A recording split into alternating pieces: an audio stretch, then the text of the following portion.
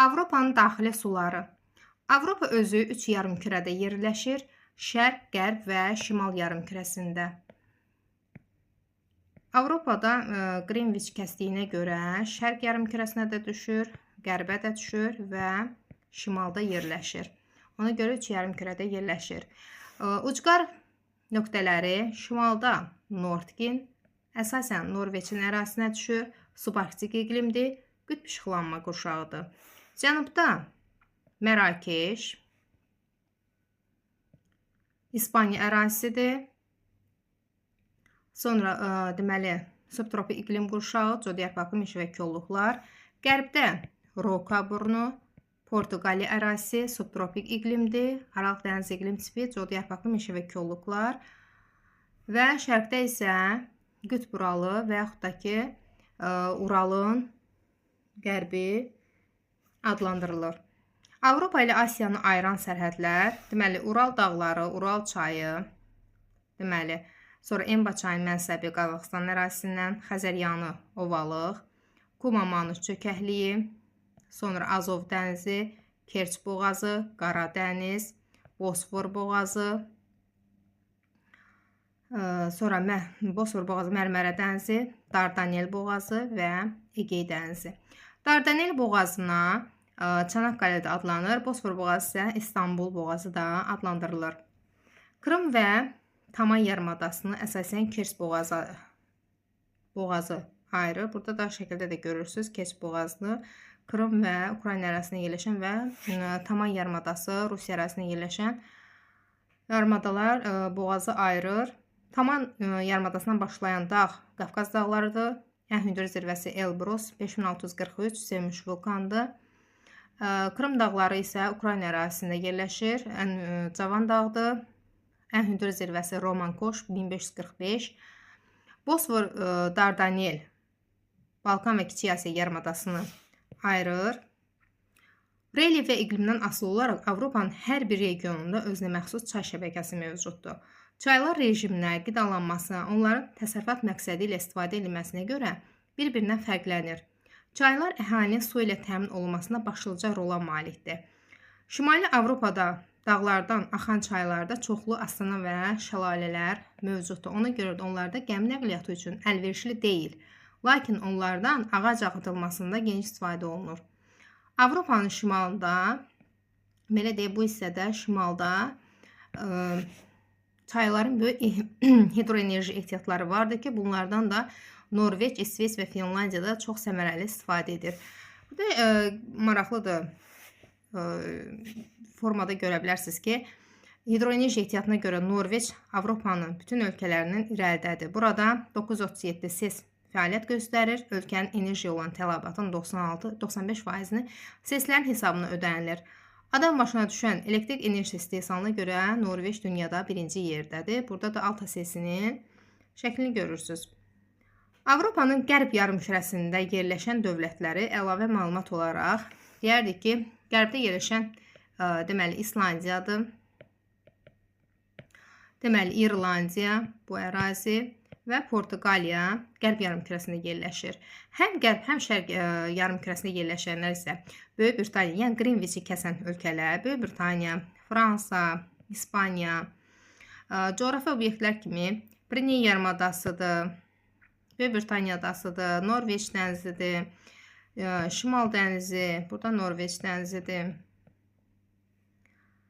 Avropanın iki işıqlama qurşağında yerləşən dövlətləri, yəni 66.5 enliyini kəsənlər Norveç, İsveç, Finlandiya, Rusiya, bu kimi dövlətlər isə iki işıqlamada yerləşir. Həm mülayim, həm də qütb işıqlamasında. Çünki 66.5 qütb dairəsini kəsdiyinə görə.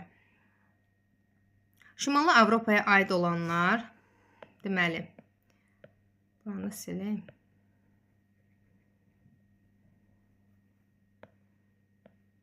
İslandiya, Skandinaviya yarımadası, buradan Jutlandiya yarımadası, Baltikyanı dövlətlər Estoniya, Latviya, Litva kimi dövlətlər aiddir. Birinci başlayaq İslandiya adasından. İslandiya adası bilirik ki, vulkanik adadır. Mülayim işıqlamada yerləşir subarktik iqlim qurşağında. Bütövlükdə İslandiya özü subarktik iqlim qurşağında yerləşir. Paytaxtı Reykjavikdir, neotektonik ərazidir, yəni burada vulkanların baş verdiyi ərazidir. Əsas vulkanları Hekla, Bardaburqa, Eyjafjallajökull kimi vulkanlardır. Əsasi tərkiblidir, qalxanvaridir. Burada divergent zonada yerləşir. Ayrılmanı göstərən milli park Thingvellir milli parkıdır. Burada əsasən geyzerlər, termal sular daha çoxdur. İslandiya özü tundra, meşə tundra təbii zonasında yerləşir. İslandiyada qranit qatı yoxdur, okean tipli yer qabığına malikdir. Konrad sərhəddi yoxdur. Konrad sərhəddi yadımıza salaq ki, nə idi? Qranitlə bazalt qatı arasında yerləşən qata Konrad sərhəddi deyilir. İslandiya ilə Qrenlandiyanı ayıran burada yerləşir. Deməli, Danimarka boğazıdır. Şəkildə də gördüyümüz kimi Avropaya aid olan adalardan Spitsbergen Norveçə məxsusdur. Frans Yosef Rusiya məxsusdur. Jan Mayen Norveçə aiddir. Farer özü Danimarkaya məxsusdur. Vulkanikdir, mülayim işıqlanmadadır. Mülayim dəniz iqlim tipində yerləşir. Shetland adaları var, Böyük Britaniya məxsusdur. Mülayim dənizdə yerləşir. Skandinaviya yarımadası özü iki işıqlanmada yerləşir. Çünki burada 66.5 kəsliyinə görə həm mülayimə, həm də qütb işıqlanmaya düşür. Skandinaviyanın cənubi mülayim dənizdir, şimalı mülayim kontinental aiddir. Dağlara gəldikcə Skandinaviya ümumiyyətlə qədim dağdır. Kaledon və Helsinki qırşığında yerləşir. Kaledon cənubudur, Helsinki isə şimalında. Ən hündür zirvəsi Qalxapiken 2469 metr. Norveç ərazisindədir. Burada dəmir filizi İsveçdədir. Fiordlar Norveç ərazisindədir. Sogne fiyordu bu hissədə. Finlandiyada isə bu ərazidə moren tirələri çoxdur. Deməli, Salposelskaya moren tirəsidir. Eksarasiya nəticəsində yarana bilən karlar, sirklər, teknavari dərələr, trok dərələr, şxerlər, fiordlar, piklər, yəni şiş uculu zirvələr aiddir. Skandinaviya yarımadası əhatə olunub, deməli, Şimal dənizi, Baltik dənizi, Norveç dənizi ilə əhatə olunubdur.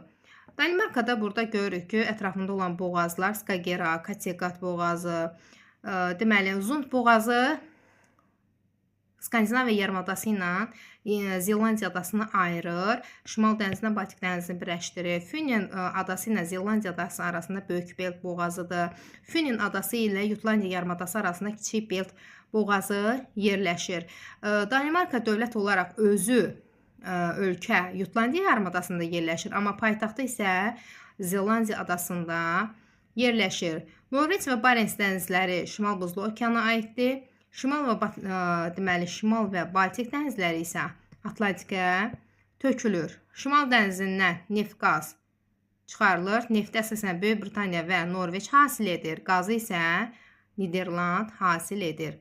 Baltik dənizində duzluq 10-11 promillidir. Çaylar çox töküldüyünə görə buxarlanma azdır. Ona görə də duzluq da azdır. Baltik dənizində yerləşən ölkələri saat əqrəbi istiqamətində düzsək, deməli, İsveç, sonra Finlandiya, Rusiya, Estoniya, Latviya, Litva, Polşa, Litva ilə Polşanın arasında Rusiyanın Kaliningrad vilayəti də var. Sonra Polşadır, Almaniya və Danimarka aiddir. Avropanın gölləri. Avropanın göllərindən bircə dənə qütb işıqlamada yerləşən İnari gölüdür. Qalanlar isə mülayim işıqlamada yerləşir. İsveç ərazisində Venerin Vetteren gölləridir. Salme İnari Finlandiyadadır. Sonra Çud gölü var, Rusiya ilə Estoniya arasında yerləşir, sərhəd gölüdür. Kala gölü isə meteorit mənşəlidir, Estoniya ərazisindədir. Cenevre gölü Fransa İsveçrə sərhədində yerləşir. Boden gölü İsveçrə, Avstriya, Almaniya sərhədində. Balaton Macaristandadır. Qarda gölü tektonik mənşəli göl olan İtaliya ərazisindədir. Vantuz gölü isə Türkiyə ərazisində yerləşir. Burada şəkildə də görürük ki, Estoniyada Rusiya sərhədində Çud gölü yerləşir. Burada isə Elton və Basmunçaq gölləridir, duzlu göllərdir. Rusiyada yəni bir ölkə ərazisində yerləşən duzlu göllərdir. Avropada ümumiyyətlə göllər çoxdur. Sahəsinə görə ən iri göllər Ladoqa və Onega gölü Rusiya ərazisindədir. Venerin, Veterin İsveçdə, Salme Inari Finlandiya, Balaton Macarıstan, Cenevra Fransa İsveçrə sərhəddindən misal göstərmək olar. Qarda gölündə bayaq qeyd elədik, İtaliya ərazisindədir. Burada şəkildə də görürsünüz. Alp dağlarının cənubunda yerləşir. Buzlaq tektonik çökəklikdə yerləşir. Qardanın məşhur Milan və Venesiya turizm bazalar arasında yerləşməsi isə gölün sahillərində əyləncə, şou, məşhur moda nümayişlərinin keçirməsinə imkan verir. Avropanın cənubuna göllərin demək olar ki, sayı azdır. Çayların məcralarında axmazlar, dəniz sahilində laqunlar, Pirney, Apeni və Balkan yarımadalarında, yəni Pirney, Apeni, Balkan yarımadalarında karst gölləri mövcuddur. Avropada bu regionlar üzrə su təchizatının müxtəlifliyi ölkənin əksəriyyətinə, iqtisadiyyatına öz təsirini göstərir. Çaylara gəldikdə, deməli, buranı silək.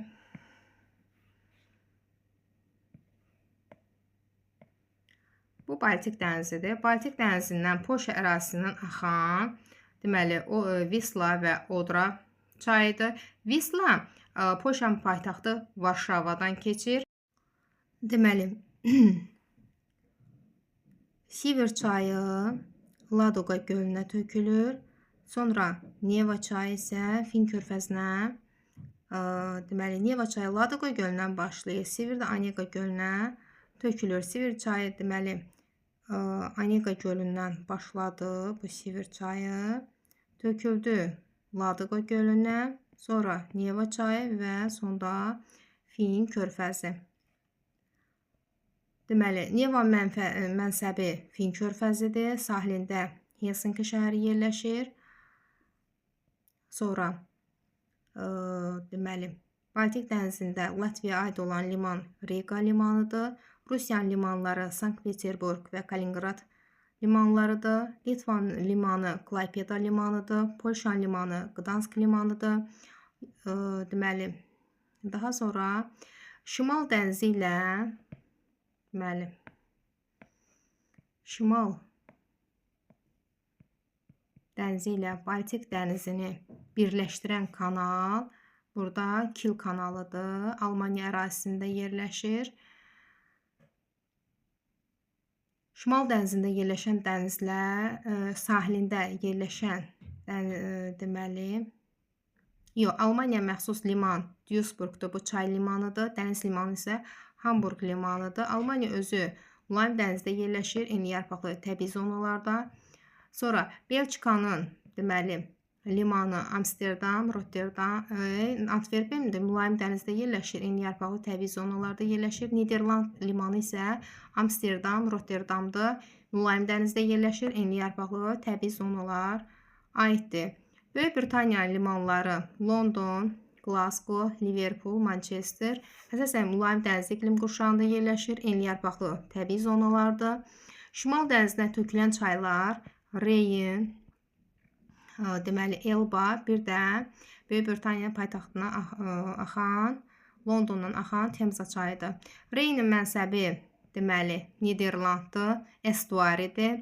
Elbanın mənsəbi Almaniyadır, estuaridir. Temza Böyük Britaniyadan axır, bu da estuaridir.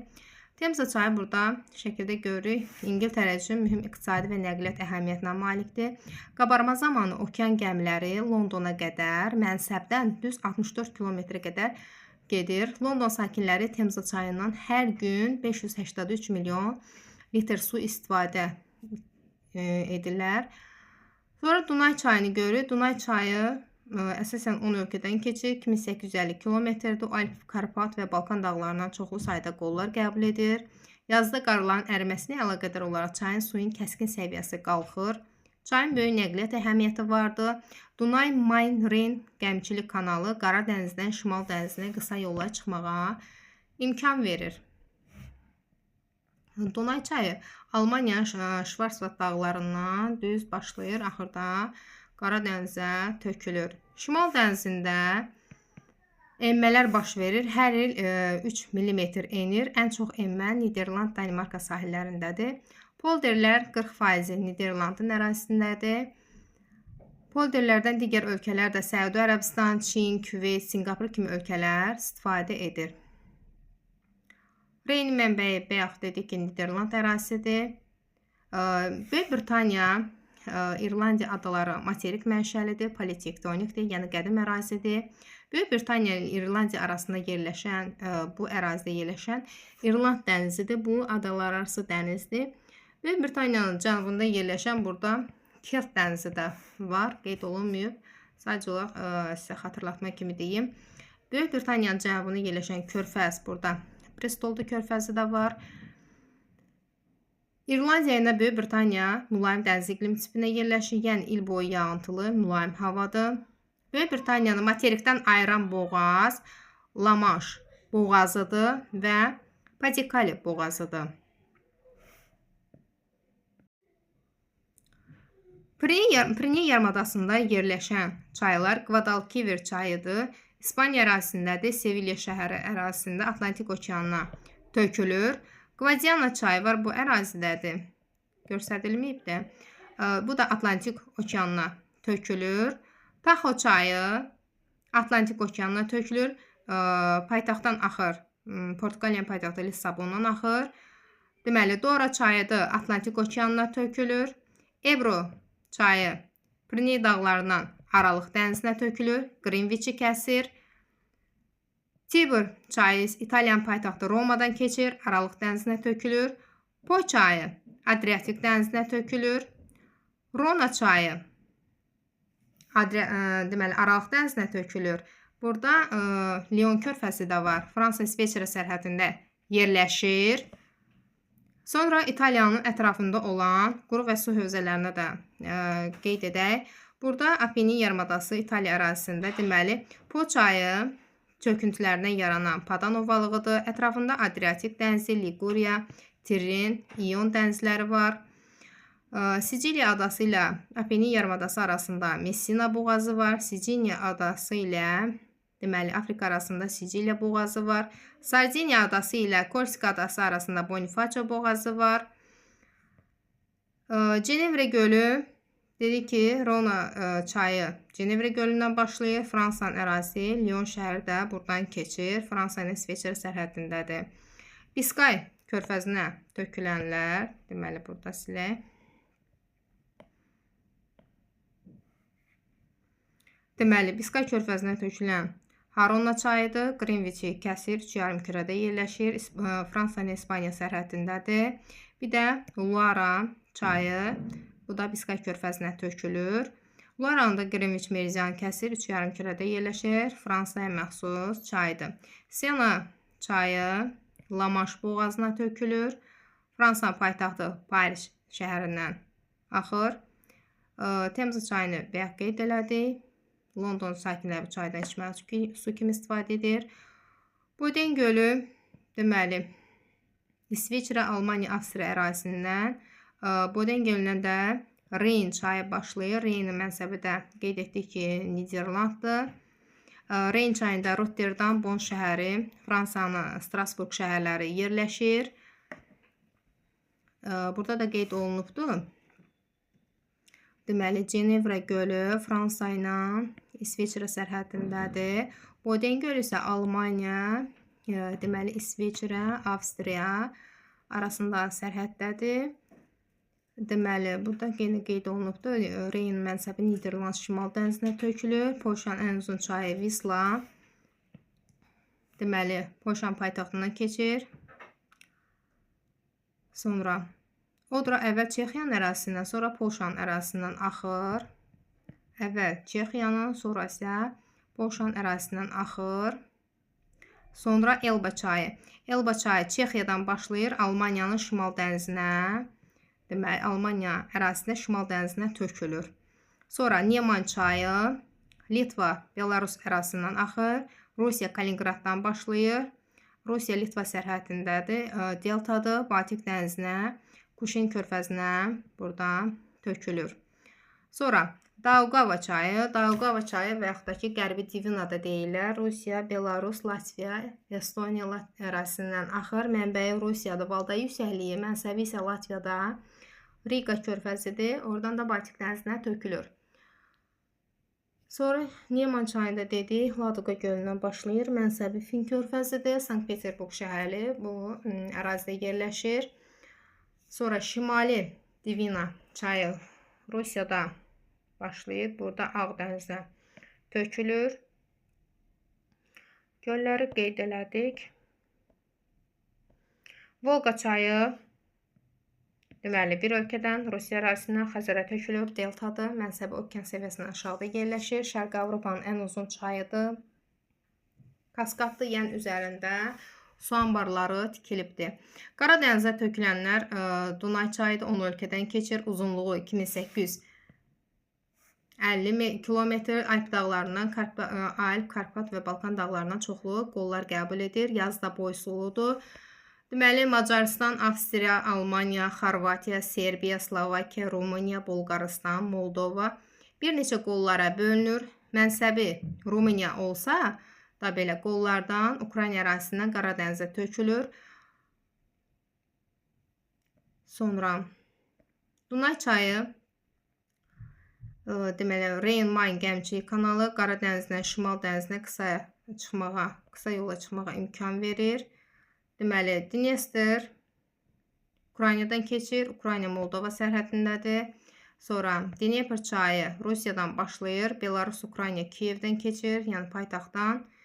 Dnepr çayının mütləq hündürlüyü 500 metrdən aşağıdır. Çünki Valda yüksəkliyindən başlayır. O da 200 metr hündürlükdədir. Don çayı da Azov dənizinə tökülür. Bu qədər.